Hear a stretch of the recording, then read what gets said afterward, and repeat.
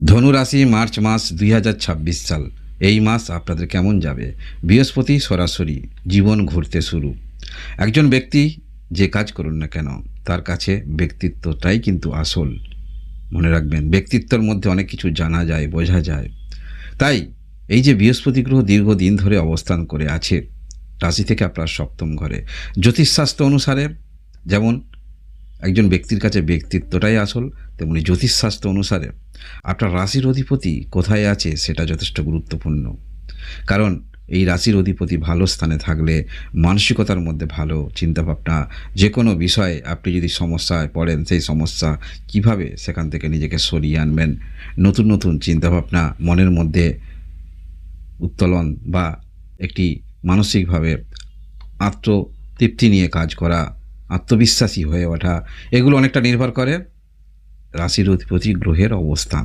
তাই এই যে রাশি থেকে সপ্তম ঘরে বৃহস্পতি গ্রহ অবস্থান করে আছে, এই যে আমরা দেখব 11ই মার্চ এই দিনে বৃহস্পতি গ্রহ কিন্তু স্বাভাবিক গতিতে আসছে, যার ফলে পূর্বে রেট্রোগেট ছিল, এখন মার্গী হচ্ছে, যার ফলে সরাসরি দৃষ্টি কিন্তু আপনার রাশিতে উপরেই থাকছে বৃহস্পতির ঘর।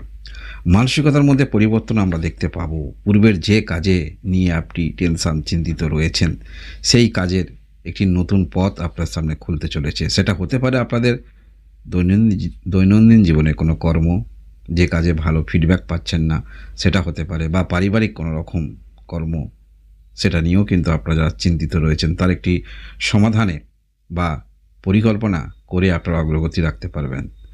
কারণ দেখুন, এই মুহূর্তে কিন্তু আপনারা শনির ঢাইয়ার মধ্যে রয়েছেন।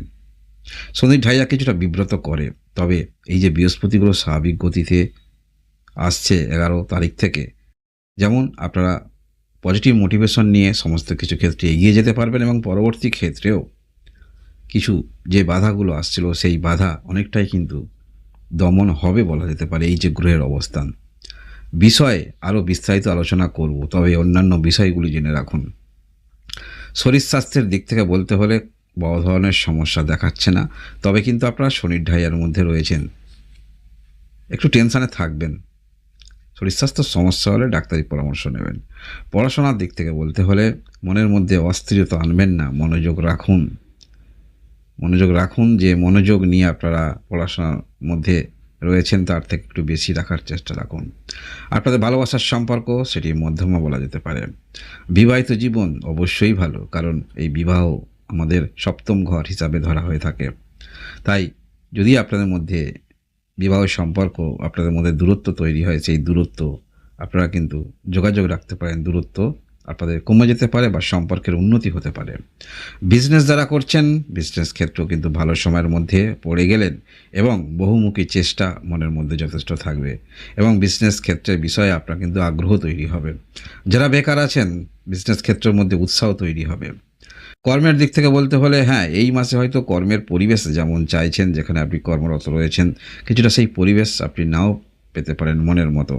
তবে একটি কথা মনে রাখবেন, অন্যান্য বিষয়ে সমস্যা কিছু, সেটা কর্মের মধ্যে আনবেন না। কর্মের জায়গায় কর্ম করছেন, সেই মোটিভেশন, সেই রকম কাজ করে সেই চিন্তাভাবনা নিয়ে চলুন। সমস্যা অন্য জায়গায় সেই সমস্যার সময় সমস্যার চিন্তাভাবনা করবেন। ভাগ্যের দিক থেকে বলতে হলে মনে রাখবেন, প্রথম সুযোগ যদি ব্যর্থ হয় নিরাশ হবেন না, কারণ দ্বিতীয়বার চেষ্টা রাখলে সেখানে সফলতার সম্ভাবনা আপনার বেশি।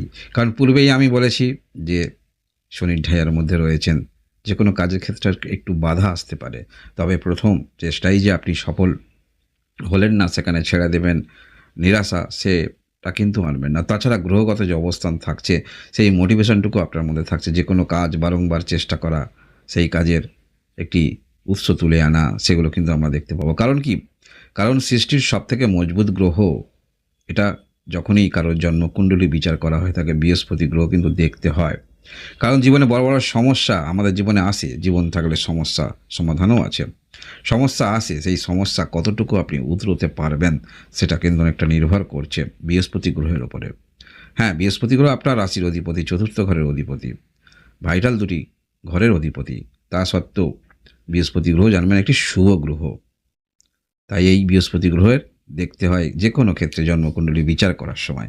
এমনকি আপনারা জেনে রাখুন, যদি আপনার জন্মকালীন কুণ্ডলীতে বৃহস্পতি গ্রহ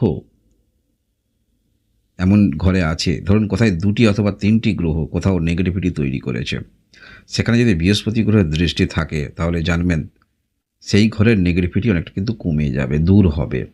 তাই বৃহস্পতি গ্রহ যথেষ্ট একটি গুরুত্বপূর্ণ গ্রহ 9টি গ্রহের মধ্যে। আর তাছাড়া আপনাদের রাশির অধিপতি, আপনার চিন্তাভাবনা সেগুলো অনেকটা কিন্তু আপনি সেই অনুসারে পর্যালোচনা করে পদক্ষেপ রাখতে পারবেন। তাছাড়া এই যে দৃষ্টিগুলো থাকছে, সাফল্য স্থানের দৃষ্টি, রাশিতে দৃষ্টি এবং দৃষ্টি থাকছে কোথায়? আপনার 3য় স্থানে।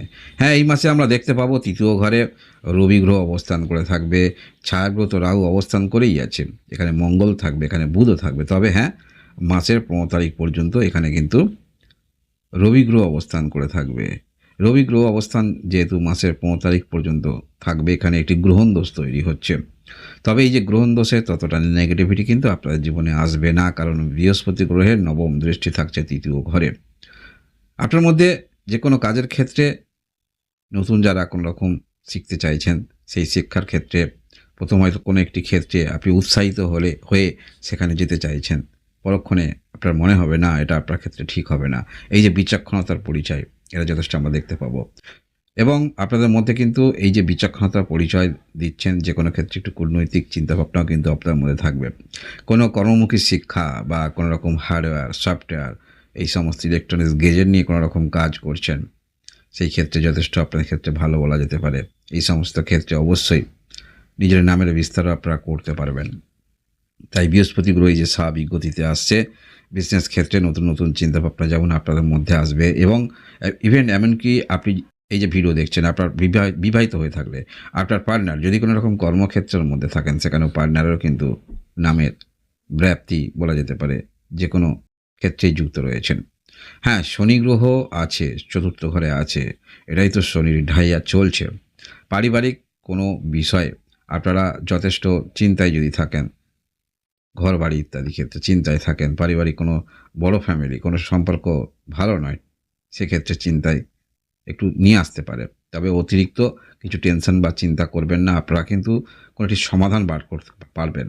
তবে হ্যাঁ, শনির এই যে ঢাইয়া, এই ঢাইয়া প্রশমিত হবে, সেটা আপনারা জুন মাসে উপলব্ধি করতে পারবেন। জুন মাসে বৃহস্পতি গ্রহ ঘর পরিবর্তন করবে। বৃহস্পতি গ্রহ এই আপনার রাশি থেকে কিন্তু 7ম ঘর থেকে 8ম ঘরে প্রবেশ করবে।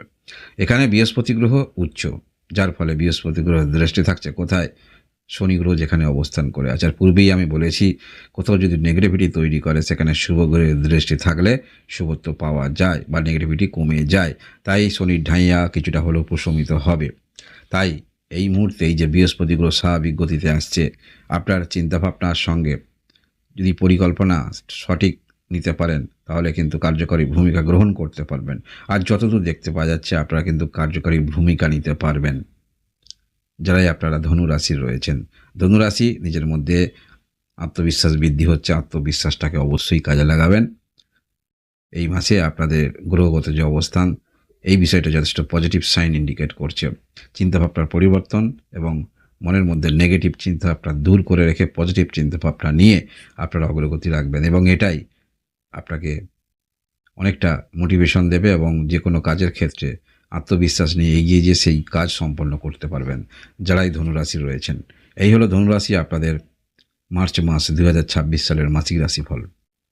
এই রকম ভিডিও দেখার জন্য অবশ্যই লাইক এবং সাবস্ক্রাইব করে পাশে থাকবেন। ধন্যবাদ।